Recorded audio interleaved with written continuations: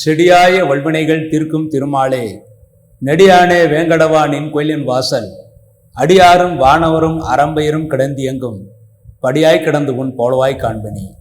உலகெங்கும் இருக்கின்ற ரெட்ரோ ஆன்மீகம் டிவி நேயர்களுக்கு என்னுடைய பணிவான வணக்கங்கள். இன்றைய பதிவில் புரட்டாசி மாதத்திய ராசி பலன்களை பற்றி பார்ப்போம். புரட்டாசி மாதம், இந்த மாதத்தின் பெயர் எப்படி வந்ததென்றால், பாத்ரபத நட்சத்திரம் என்பது பூராட்டாதி உத்திரட்டாதி. இந்த இரண்டு நட்சத்திரங்கள் பௌர்ணமி சேர்ந்து வருவதனால் இந்த மாதத்திற்கு பாத்ரபத மாதம், அந்த பாத்ரபத மாதம் என்பது மருவிதான் புரட்டாசி மாதம் என்று வந்தது. இந்த புரட்டாசி மாதத்தில் ஒரு விசேஷம் என்னவென்றால், இந்த புரட்டாசி மாதத்தில் சூரியன் முழுவதுமாக கன்னி ராசியிலே சஞ்சாரம் செய்வார். கன்னி ராசி என்பது புதனுடைய ராசி. புதனுக்கு அதிதேவதை பெருமாள். ஆகவே பெருமாளுக்கு மிக மிக உகந்த மாதமாக இந்த மாதம் போற்றப்படுகிறது. இந்த புதனுக்கு நட்பு கிரகம் சனீஸ்வர பகவான். ஆகவே தான் ஒவ்வொரு சனிக்கிழமையும், புரட்டாசி மாதம் ஒவ்வொரு சனிக்கிழமையும் தீபத்தை ஏற்றுவார்கள்.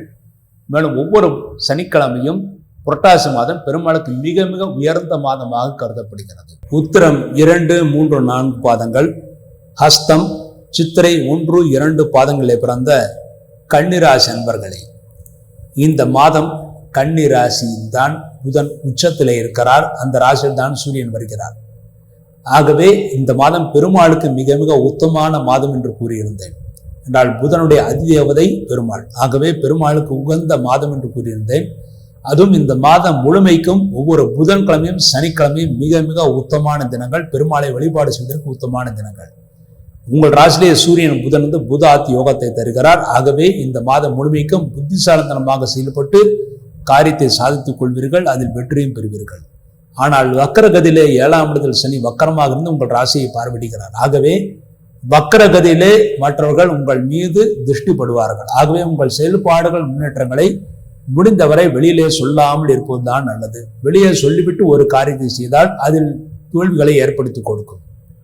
உங்கள் ராசிக்கு 2ஆம் இடத்திலே செவ்வாய் இருந்து குருவால் பார்க்கப்படுகிறார். ஆகவே இந்த மாதம் உங்கள் ஆரோக்கியத்திற்கு தகுந்த மருத்துவம் கிடைத்து நல்ல ஆரோக்கியத்தை அடைவீர்கள். குடும்பத்தில் எவ்வளவு பிரச்சனைகள் இருந்தாலும் தெய்வ அருளினால் பிரச்சனைகள் தீர்ந்த நன்மைகளை பெறுவீர்கள். 6ஆம் இடத்திலே ராகுவான் இருப்பது பழைய பாக்கிகள் வசூலாகும், தொழில்துறை விருத்தி நன்றாக இருக்கும். 6ஆம் இடத்துல ராகு இருந்து குருவால் பார்க்கப்படுகிறார். ஆகவே தெய்வ பலம் நன்றாக இருக்கிறது. ஆகவே புதிய காரியங்களை நீங்கள் தாராளமாக செய்யலாம். போட்டியிலே நீங்கள் வெற்றியை பெறுவீர்கள். எப்படிப்பட்ட இன்டர்வியூக்கு போனாலும் நீங்கள் வெற்றியை பெறுவீர்கள். ஆனால் இன்டர்வியூக்கு போறதுக்கு முன்பாக, அங்கே இன்டர்வியூக்கு போக போறேன், எனக்கு வெற்றி கிடைக்கும் என்று வெளியில சொல்லக்கூடாது.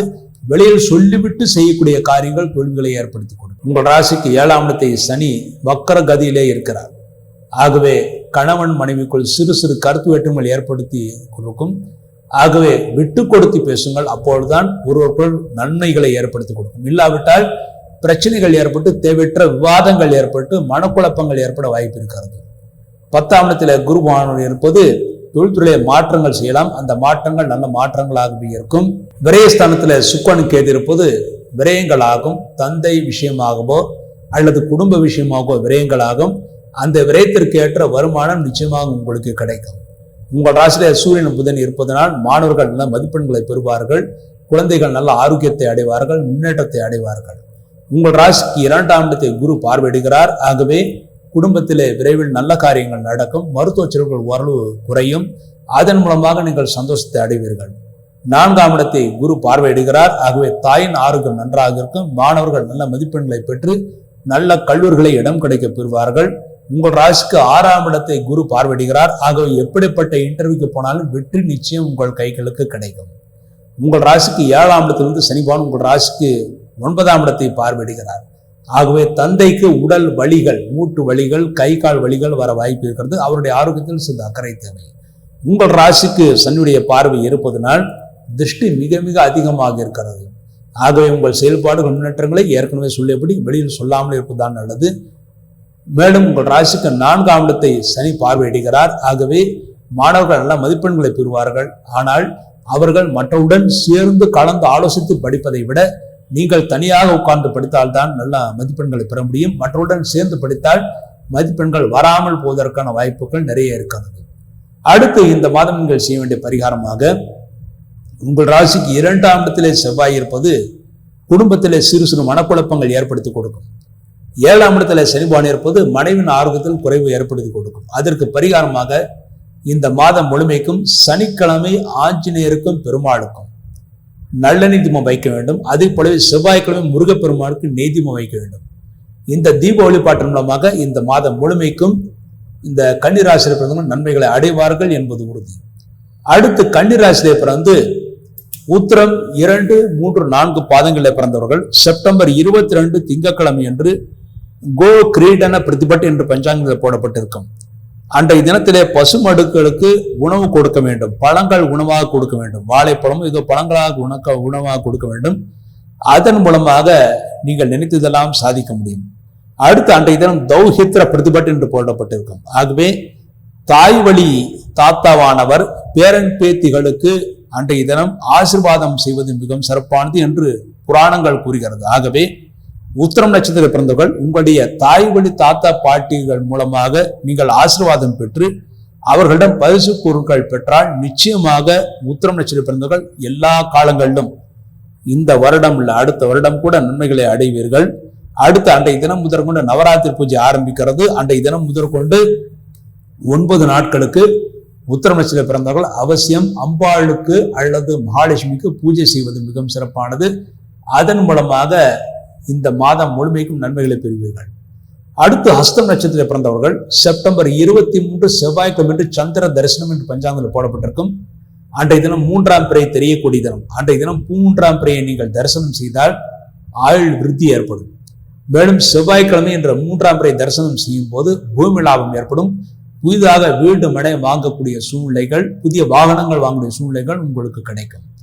அடுத்து சித்திரை 1, 2 பாதங்களில் பிறந்தவர்கள் செப்டம்பர் 24 புதன்கிழமை என்று சக்கரத்தாழ்வாரை வழிபாடு செய்வது மிகவும் சிறப்பானது. என்றால் சித்திரை நட்சத்திரத்தின் தேவதை சக்கரத்தாழ்வார். ஆகவே அன்றைய தினம் அதாவது செப்டம்பர் 24 புதன்கிழமை என்று அருகில் இருக்கின்ற பெருமாள் கோயிலுக்கு சென்று சக்கரத்தாழ்வாருக்கு மலர் மாலை அணிவித்து 6 தீபங்கள் என்றால் 6 கோணத்திலே இருக்கின்ற அந்த எந்திரத்தின் நடுவிலே தான் சக்கரத்தாழ்வார் இருப்பதாக ஐதீகம். ஆகவே 6 தீபங்களை சக்கரத்தாழ்வாருக்கு நெய் தீபமாக வைக்க வேண்டும். அதன் மூலமாக இந்த மாதம் அடுத்த மாதம் நினைத்த காரியங்கள் கைகூடி நன்மைகளை ஏற்படுத்தி கொடுக்கும் என்பது உறுதி. இந்த பரிகாரங்களின் மூலமாக நீங்கள் நன்மைகளை பெற முடியும். மேலும் இந்த மாதத்திலே இந்த கன்னிராசியிலே பிறந்தவர்கள் உங்கள் ராசிலேயே புதன் ஆட்சி பெற்றிருப்பதனால் பொதுவாக சனி பார்வை இருப்பதால் திருஷ்டி ஏற்படும் என்று கூறினேன் அல்லவா? அதற்கு பரிகாரமாக சனிக்கிழமை என்று முதல் சனிக்கிழமை 3ஆம் சனிக்கிழமை இந்த 2 சனிக்கிழமையும் அருகில் இருக்கின்ற ஆஞ்சநேயர் கோயிலுக்கு சென்று ஆஞ்சநேயருக்கு 1 லிட்டர் நல்லெண்ணெய் கொடுக்க வேண்டும். அதன் மூலமாக திருஷ்டியும் விலைக்கு நன்மைகளை ஏற்படுத்தி கொடுக்கும். இந்த பரிகாரங்களின் மூலமாக கன்னிராசியில் இந்த மாதம் முழுமைக்கும் நன்மைகளை அடைந்து சந்தோஷத்தை அடைவார்கள் என்பது உறுதி. இந்த மாதத்திலே முக்கியமான விசேஷம் என்னவென்றால் இந்த மாதத்தில் மகாலய அமாவாசை வரக்கூடிய செப்டம்பர் 21ஆம் தேதி ஞாயிற்றுக்கிழமை என்பது மகாலய அமாவாசை. அதற்கு அடுத்து 9 நாட்கள் நவராத்திரி. இதை போல பல விசேஷங்கள், தெய்வ விசேஷங்கள், முதலில் பித்ருக்களுடைய முன்னோர்களுடைய விசேஷங்கள், அதன் பிறகு தெய்வத்துடைய விசேஷங்கள் வருகின்ற மாதமாக இந்த மாதம் இருக்கிறது. இந்த மாதத்தில் எந்தெந்த காரியங்கள் செய்யலாம் செய்யக்கூடாது என்று சாஸ்திரங்கள் இருக்கிறது. அதன்படி இந்த மாதத்தில் செய்யக்கூடாத காரியங்கள் என்னவென்றால் கோயில் கும்பாபிஷேகம் செய்யக்கூடாது. திருமணம் என்பது பொதுவாக செய்ய மாட்டார், தமிழ்நாட்டிலே செய்ய மாட்டார்கள். இதர ஆந்திரா கர்நாடகா போன்ற நாடுகளிலே போன்ற மாநிலங்களிலே அமாவாசைக்கு பிறகு சுப காரியங்கள் செய்வார்கள். அடுத்து சாந்தி முகூர்த்தம் இந்த மாதம் செய்ய மாட்டார்கள். உபநயனம் பொதுவாக வளர்ப்பிறையில் செய்ய வேண்டும். அதுவும் இல்லாமல் உபநயனம் உத்தராயண புண்ணிய காலத்தில் தான் செய்ய வேண்டும். உத்தராயணத்தில் தான் செய்ய வேண்டும். உத்தராயணம் என்பது தை மாதம் முதல் ஆணி மாதம் வரை இந்த மாதங்கள் தான் உபநயனம் செய்வதற்கு உத்தமமான மாதங்கள். ஆகவே உபநயனம் இந்த மாதம் செய்யக்கூடாது.